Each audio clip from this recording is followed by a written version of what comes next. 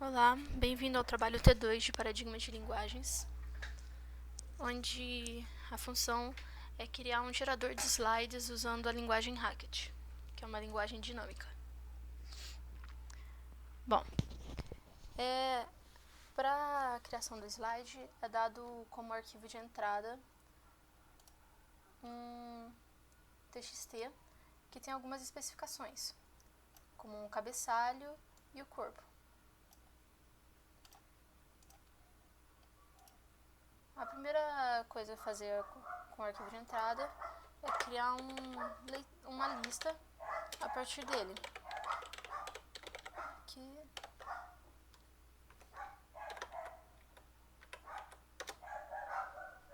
Aqui você pode ver que a lista é criada conforme a ordem que está no arquivo TXT. Assim. O arquivo TXT, a lista é criada, aí os elementos não estão na ordem que a gente quer usar.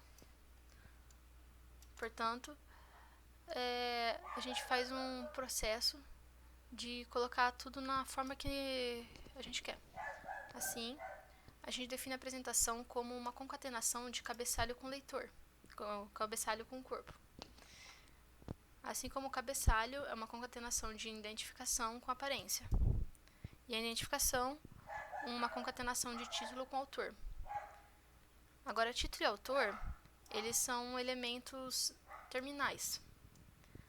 Aí, está em outra parte do código, onde a gente procura na lista criada aqui, o comando TA, que é onde vai estar guardado o título.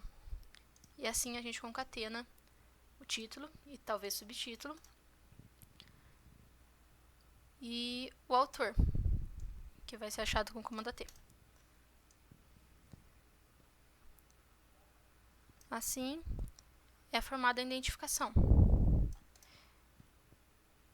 Os outros elementos, como aparência, dimensões, cores, é formado do mesmo jeito, com concatenações de elementos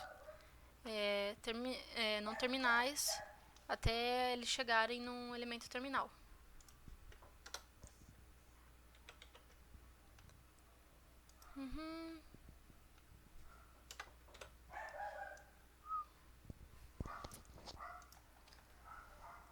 Assim, com essa formação, a gente consegue criar uma lista que está num formato melhor para imprimir os slides. Antes estava com a largura e a altura primeiro, depois o título, e talvez até não siga essa ordem. Depois foi criado assim, com título de apresentação, subtítulo, o autor do trabalho, tudo em uma ordem mais adequada. Com base na lista criada, com base na gramática passada pelo professor, dá para processar então os comandos, para então criar o gerador de slides certinho, tendo o primeiro slide como o título e subtítulo, podendo ou não ter outros slides.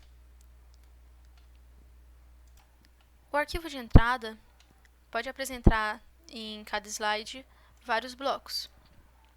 E dentro dos blocos tem itens com algumas palavras.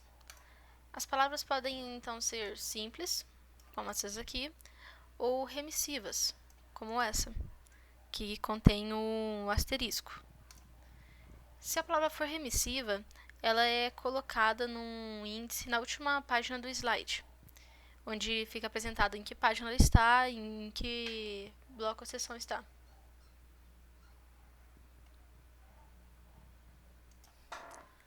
No começo de um bloco, nós temos essa marca, que vai determinar qual que vai ser a marcação antes dos itens, se vai ser bolinha ou quadrado, se está preenchido ou não. O título do bloco e as cores que esse bloco vai ter. Só que na gramática do título do bloco, a gente vê que ele é uma L-string, ou seja, ele vai até o final da linha. Pode conter brancos ou não. O que fica meio confuso, já que logo depois dele tem cores na mesma linha. Então eu considerei como o título de bloco sendo uma string normal, sem continuar, sem ter espaços e terminar no fim da linha.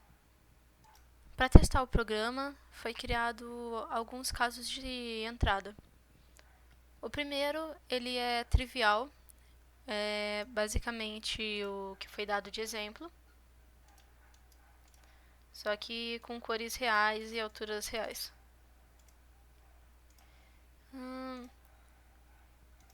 O segundo foi um teste com blocos que não tem item algum. O terceiro com slides em branco, ou seja, eles não têm blocos. E por fim um teste com slide que só tem o cabeçalho e uma seção que não tem nada dentro. Também temos uma que só tem só cabeçalho. E esses são os casos de testes não triviais. Assim,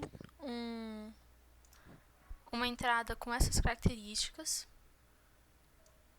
dimensões 512 por 512, título e subtítulo Tigres Dourados, autor azul, e essas cores de fundo e cor de letra, ficaria assim.